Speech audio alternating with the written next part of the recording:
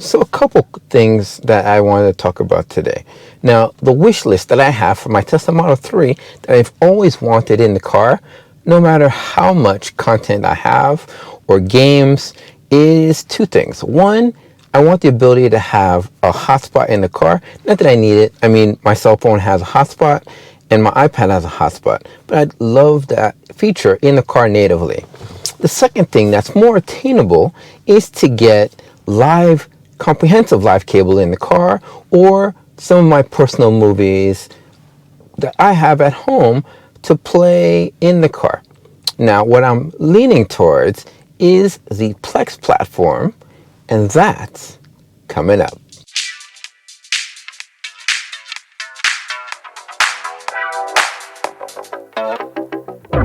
Now, it's about 5 easy steps for you to get your Plex to play in your Tesla. Now, the first thing you're going to need to do is to find the internal IP that it's using. If you're using a Windows machine, you'd have to do an IP config. If you're wired or wireless, it makes a difference. So make sure you grab the wireless LAN adapter by going in and typing in CMD, command prompt, and do an IP config. It will show you the adapters, the IPv4 and the IPv6 web address that you're using, IP address that you're using. Now, if it's on the Unix, well, you'll find that if you're using Unix, you know how to get that information, but if not, I'll put it on the bottom. But if you're using an external hard drive or a NAS, you're going to need to find it on your phone. So you get the phone app first, and then you're going to use different tools like a Western Digital drive or Synology NAS that will be able to house the data. So the next step is a little more complex, but you're going to need to forward the port. So you're going to need to go to your router's admin page. Now, for Verizon, it would be 192.168.1.1. The username is administrator. The password is password. If it's still this password, make sure you change it so that hackers don't go in and modify any settings or hop on your network to do malicious things. You can change that in the admin page. If you need me to show you how to do it, let me know below and I'll put it in the comments. For Comcast, the IP address is http://10.0.0.1. And then you're going to go to do the following thing. You're going to navigate to advanced. You're going to go to port forwarding and you're going to add a service. Now, the service IP that you're going to point it to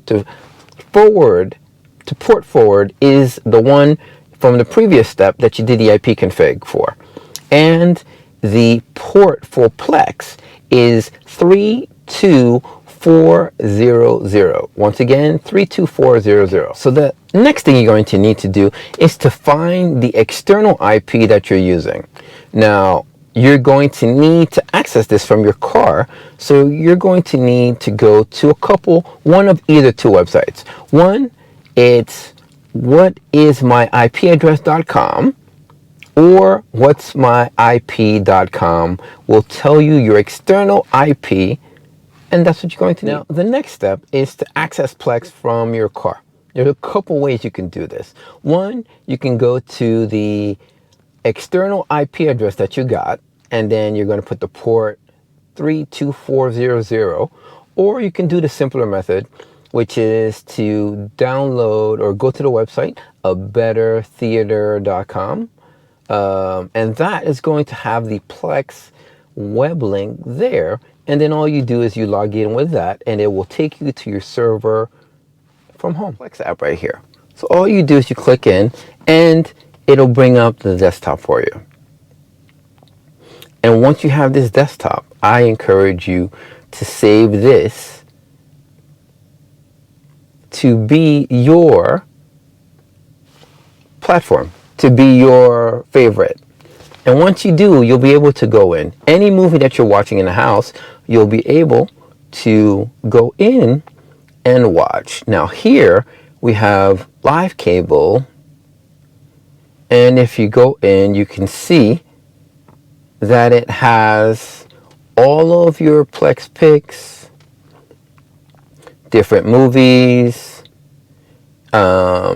any and all of your media that you have stored, it'll have it in a nice, neat place.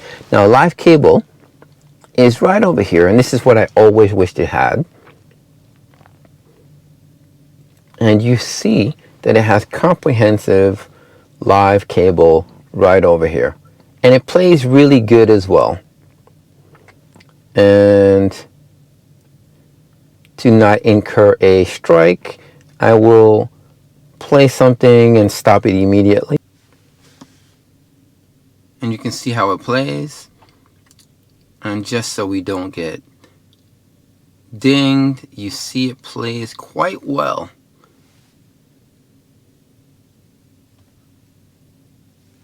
Very clear as well. And it's a couple thousand channels. It's got some movies in there as well. That's gonna do it. And all you see here is that it has a great variety of movies. You can also jump from different sections. You have featured,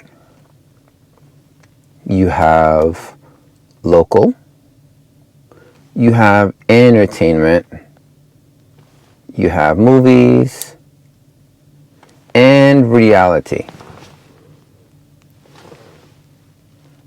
It's really good. You get cable that's here, and also sports, explore, comedy, and it's very quick and comprehensive. Music, gaming and anime, y hay para los amigos que habla español aquí también. So for our Spanish speakers, you see that has Spanish right over here. Okay, so there are a couple caveats that you need to know. The first one is when you're about to be in drive, it cuts it off because Tesla deems you shouldn't be watching TV while you're driving. You shouldn't be watching TV while you're driving. So it's not a hard decision to have this option be available. Two, you also, it does have a little bit of glitching. Like for instance, you guys saw when I clicked on it, it had a little refreshing error. But what you do is you restart the system and it comes back. Two, it only plays on a very small window. And since you're in a car, you want it to be a full screen. There is a way to make it full screen, but you have to put the following. youtube.com/redirect $Q equals, and then you put the link to your app.plex.tv desktop, and it will maximize the screen using the YouTube plugin as a external source or as a codec to make it work. But it's been really good so far. There's not a lot of buffering. It glitches every once in a while, but if you restart the system and go back in, it'll refresh itself. And it gives you the option to continue watching what you started at home, pause to your phone, and you can pick up automatically in the car through the interface. Another feature I like is when you're watching something and you stop watching it, it'll pick up automatically where you were when you were in the house on here. Well, that's going to do it for this episode. Let me know how this, guys, works for you. If you need any help doing this, hit me in the comments and I will be glad to help you guys out. But you will have to get a Plex server and follow the steps. If you need some tutorials, let me know and I'll create a Plex server from scratch on my Synology NAS. Well, that's going to do for this episode. Let me know what you guys like about this. Let me know your dislikes. What are you guys looking for your Tesla in the form of media? I will catch you guys in the next one. Remember, IT means I try. Catch you guys in the next one. One other caveat. If your username on your router is password, do me a favor, change the password, please. Catch you in the next one. Peace. Have a good night.